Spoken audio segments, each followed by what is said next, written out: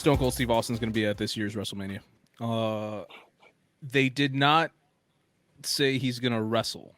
It looks like they were doing a workaround. So he's going to be there. I'm sure it's going to get physical. People are going to get hit with stunners. He's going to drink some beer. Sure. It's Stone Cold. He's got to do Stone Cold stuff. Everybody's going to like it anyway. Man's the wrestling god. And there was a pay-per-view, AEW Revolution. Oh, Eslam, yeah, I saw some. You know Revolution very well. Yeah, I do. That shit was ridiculous. Dude, this Revolution was insane. The buy-in Was there show. a Revolution during pandemic? Yeah, this is the third one. Okay, so we went to the first one. We went to the first one, yep. That was 2020, then 2021. This was the 2022. Okay. Yep. But yeah, dude, it was the buy-in, which is just like the pre-show that, I mean, if you wanted, you could watch like on YouTube. Like anybody could just go on YouTube and watch it. That was good. And then they just led into the main show, and I'll just go through highlights real quick. Like Jericho was going against Eddie Kingston, he's like this underground indie guy to the big time till AEW. And it was cool because you have like he and Jericho, who both are veterans. They're going back and forth, and he freaking makes Jericho tap, which is insane. Wow. Like everybody lost their minds when Jericho taps to him. After that, there was the tag title match. 3 different tag teams. You had the Young Bucks. I mean, it's cool that. Sorry to cut you off. It's cool that Jericho let him tap him. Right? Dude, you know, it's Jericho is doing everything the right way. as a big of a star as he is, you'd think he'd be like, no, I'm not letting this no-name tap me, and you know he's given someone the chance to become big, which is awesome. So I love to hear that. What's up, ego, sportsmanship. Yeah, Jericho, he truly is like a locker room leader. Like he's ever since day one, like he's been a big back and just like, hey man, I'm gonna do everything I can to elevate this company, and he has. So it's great, and their feud is continuing. So it's can't wait to see that. Jericho's little group, the faction, broke up. Yeah. He broke them up and he started up a new one. But anyway, so there's that. Then you had the tag title match between the Young Bucks, the Jurassic Express, which is just the funniest name ever. That team is made up of Jungle Boy and Luchasaurus, and they were going up against Red Dragon. Somehow that makes perfect sense. It really does. Luchasaurus, really does. Jesus Christ. And Wait, Luchasaurus, does he have a mask? Yeah, of course he does. Is he Lucha Libre? Okay. He's like a 7 foot tall giant with a green tongue and a mask. Okay, now his name makes even more sense. Yeah, exactly. Dude, at one point he did a kip up. No, what was it? The 2 guys from Red Dragon, I think it was, knocked him down. He grabs their throats like Undertaker would, and then he doesn't sit up like Undertaker. He kips up. Because he's a 7 foot tall dinosaur. He kips up and then choke slams the shit out of them. Jesus Christ. Dude's a monster. One of his crazy. He also does parkour. Like, Source is amazing. How is a 7 foot guy doing parkour? Like, he just walks. It's one building to the other. Yeah, I might be exaggerating. If he's not 7 foot, he's like 6'9" or something. But he's still huge. Like if he's doing parkour while he's that big, like the ridiculous pressure that he's putting on his joint must be immense. That's one thing I'm upset about, Eslam. You didn't get Revolution. Okay. He sat in the crowd. There was a group of guys that were sitting in the crowd at the show. That was Jurassic Express. But anyway, they retained the titles. They are still champions. Jurassic Express are still champs. After that, we had the Face of the Revolution ladder match, which was just so good. In the words of Big E, there was a lot of just big meaty men slapping meat, and it was amazing. It was phenomenal. You had these huge. One of them being Keith Lee. I'm rocking the Keith Lee shirt. King of all Saiyans, Keith Lee. Orange Cassidy was in the match, and Orange Cassidy shit, and it was amazing. I don't know if you saw the one thing I put on Twitter, where you had 2 guys that were holding up the ladder. Oh, no. Orange Cassidy takes the ladder, puts it over his head, and just starts spinning around and hitting everybody with the ladder. And then 2 guys just grabbed each end of it, lifted it up. So then he grabs it and then flips over onto the ladder while it's sideways and tries to grab the ring up top. Damn. And then Keith threw him like 30 feet out of the ring, and he was out of the match. But it was great. Wardlow went to another state. No shit, he was out of the match. He threw him I feel like I can't watch wrestling, but I couldn't listen to you talk about it all day. For real. It's so fun when you talk about it. I gotta agree. So there was that. Then we had Jade defending the TBS championship against Ty Conti. She came out dressed as Jade from Mortal Kombat. So Nice. you won me over. Your name's Jade. You're dressed like Jade. It was great. And then she kissed her in the middle of the match. Everyone's like, "What the fuck is?" Right after, it was insane. After that was over, I'm not doing a lot. We had CM Punk versus MJF in the dog collar match. A dog collar match. You have a collar on your neck. There's a chain in between. And you can try to murder your opponent. That's a dog collar match. There's a lot of history that goes into this. One of the coolest fucking things was MJF comes out and he first, you hear CM Punk's theme song, so everybody's like, "Oh my god, CM Punk." Then you just then MJF's like, "Nah, fuck you guys, it was me all along." And then everything like starts going black. Smoke starts coming up, and CM Punk comes out to his old Ring of Honor theme song, and he's wearing his old school gear from when he was like a rookie, because now Tony Khan owns Ring of Honor and he could play the music.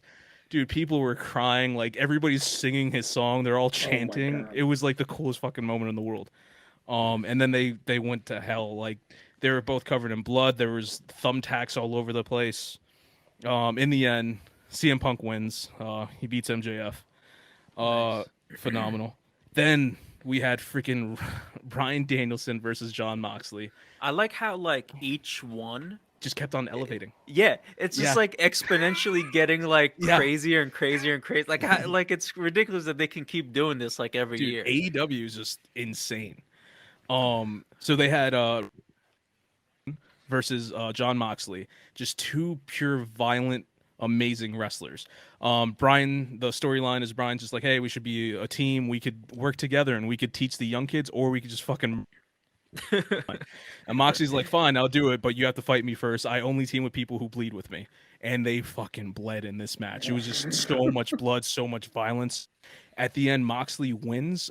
Brian had him in a submission hold, and Moxley kind of like outmaneuvered him and had his shoulders pinned to the mat, and Brian couldn't get out. So he wins 1, 2, 3, and okay, are they going to form a team or not? They start fighting, and who fucking comes out? William motherfucking Regal. He's now in AEW, and he comes out. Oh yeah, I saw your post about that. And this man, and on Twitter, I said, this man just turned into an angry father and made them shake hands, and it was the most amazing thing in the world. Like, he headbutted Jon Moxley and had Moxley's blood on his face, and then Brian's in him, he fucking hits Brian. He's like, "Fucking shake hands right fucking now." And they're like, "Okay." It's so cool. So they're a team now, and that's like if there's ever been a super team. All right, I'm gonna talk about two more. After that, we had, I don't even remember who was in this match. It was a freaking tornado tag match. 1 million wrestlers are fighting. Sammy Guevara jumps off this giant ass platform, and Eslam, I think you liked it on Twitter, and they just crashed through this table. Sammy Guevara and someone else, I can't remember who, and they just looked like they were dead. And then after that, Sting, 62-year-old Sting, decides, "I can top that. I'm going to go into the crowd, jump off the balcony, and go through 3 fucking tables at the age of 62. Jesus Christ. Off the balcony? Yeah, in the crowd. What is that, like 30 feet? Dude, it's on my Twitter timeline. Go back and just look at it. Sting is insane. Fuck. He's just like, "I don't care how old I am." Where was the show held? Oh man, I don't know. I'm trying to picture the arena. Tables is what you're saying? Yeah, there were tables stacked on top of each other. There was about 7 of them. I want to say he cleared 3 to 4 of them. Oh my god. But yeah, he just jumped through them because that's Sting. Sting. Speaking of wrestling gods, Sting is one of them. How then does bleeding work? What's that? How do they control bleeding? How much is okay and how much isn't okay? I mean, it depends on how hard they either one they bleed the hard way, which kayfabe corner guys, that means you legit get hit and you start bleeding, or you cut yourself. You get a blade or a shiv or something, and then you cut yourself, and then you you're running around. You have during the fight. Okay, you go. Yeah. We learned that Punk is a really good bleeder.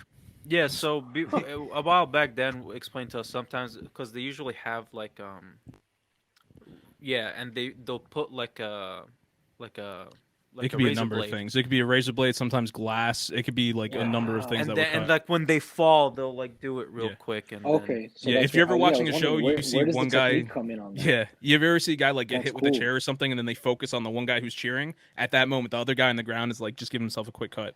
Or another thing they do a lot of times, if it's a younger wrestler who's not used to cutting himself, the referee will do it for him. So it's like while they're on the ground, the referee's checking on him. What the referee's actually doing is Yeah. just giving him a gash, and then Fucking they giving get him up. $150. I never knew that. That's fucking Yeah. cool. That's Wow. Oh, dude, there's a lot. There's And no, then there was there's no, they don't care like COVID or anything. It's just like fucking bleed all over each other. No, I yeah, mean, just drink my blood. Yeah? they're all they all claim like they're all checked on and stuff like that. It's not, you know, it's not like every match does it. Like WWE doesn't allow cutting anymore, or so they say. And you know, it's here. They're like AEW does a lot more bleeding than them. Then you have companies like GCW, which just use light tubes, staplers, and pizza cutters, and it's just all full of blood. Great company. And anyway, the main Yeah, event they you just had. murder people. It's They fucking really fantastic. do. They really do. Don't mind that real dead body. You have I can't remember his name right now, but he's a legend. He basically says that he's the head of the murder death kill gang. Like That's like that's like every synonym. yeah, I know. I'm so mad I can't remember his name right now. He's dude, amazing. Anyway, main event: Hangman Adam Page versus Adam Cole Bay, and they're going back and forth. And the crowd had so much fun with this match because they're both named Adam, and the fans just said chant you could think of with the name's Adam. Like, let's go, Adam. Adam sucks. And they're going back and forth with dueling chants. At one point, instead of chanting "We want like fight forever," they start chanting "Adam forever." They're just anything you could think of with a chant with the name Adam. And while that's happening, the fans are just being ridiculously stupid. Like these guys are going back and forth, putting on like in a phenomenal main event. In the end, Hangman Adam Page, he hits the buckshot lariat. He takes out Adam Cole. He retains the title. And that was just such a good fucking pay-per-view. Put that right on the camera. I'm loving that. Right on the camera. Like the biggest fucking like gallon of juice. It's like, watch me do this right now. I got the nutrition facts on that. Oh, man. It's a lot of sugar, Disco. What's it called? So that was the pay-per-view. Then I'll say real quick on Dynamite yesterday, on Wednesday, there were two people who debuted in AEW. One, Van Zant, MMA fighter. Looks like she's going to be involved in a storyline coming up. Also, it finally happened. Fucking Jeff Hardy's in AEW. His brother Matt was getting kicked out of his group. He was getting beat up. Sting, even though he was 62 years old and went through 3 tables, was able to rescue Matt, along with Darby Allin, who likes to go in car crashes and be basically man. They're coming out, and they weren't enough. So Jeff Hardy makes his debut. He comes out, and right before he saves his brother, he still decides to stop at the ramp and do his like little dance. And then he goes and then he saves Matt. But, he's like, wait, let me pop this off real quick. Yeah, it's like his brother's just getting beat to death. He's like, I gotta do this, guys. I gotta do this, It's guys. like, this is how I power up. And he got to keep his WWE theme, which is cool Nice. because WWE doesn't own it, so it's awesome. Awesome. And that has been PowerBomb Weekly.